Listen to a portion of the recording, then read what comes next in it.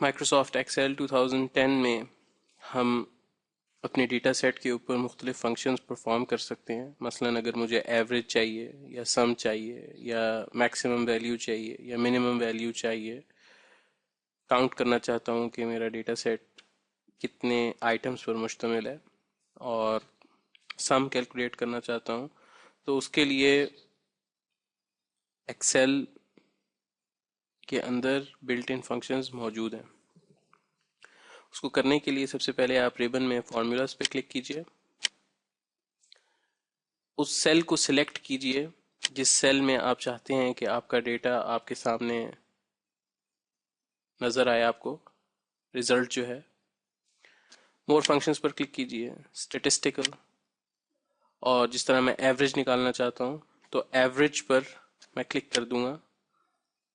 Average पर जब मैं क्लिक करूंगा तो फंक्शन आर्ग्यूमेंट्स, यहाँ पर मैं वो सेल्स दूंगा जो मैं यूज़ करते हुए अपनी एवरेज कैलकुलेट करना चाहता हूँ।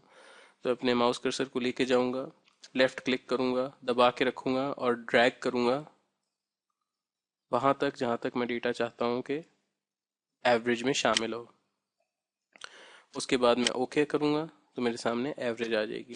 इसी तरह अगर मैं हाई वैल्यू निकालना चाहता हूँ, मैक्सिमम वैल्यू निकालना चाहता हूँ, तो उसके लिए स्टेटिस्टिकल मैक्स, और उसी तरह ओके। मिनिमम वैल्यू निकालना चाहता हूँ, स्टेटिस्टिकल मिन, और फिर ड्रैग ओके।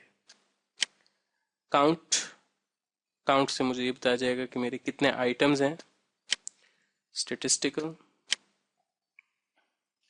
काउंट, और फिर उसी तरह ड्रैग करके ओके 5। अब मैं सम कैलकुलेट करना चाहता हूँ। सम का फंक्शन मैथ के टैब में है, इसको मैं क्लिक करूंगा और उसके बाद नीचे जाकर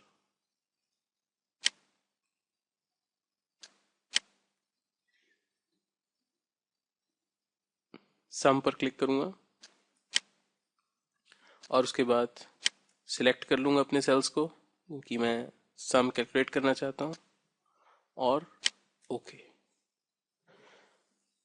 तो ये है माइक्रोसॉफ्ट एक्सेल 2010 के अंदर सम, मिनिमम, मैक्सिमम, काउंट और एवरेज कैलकुलेट करने का तरीका।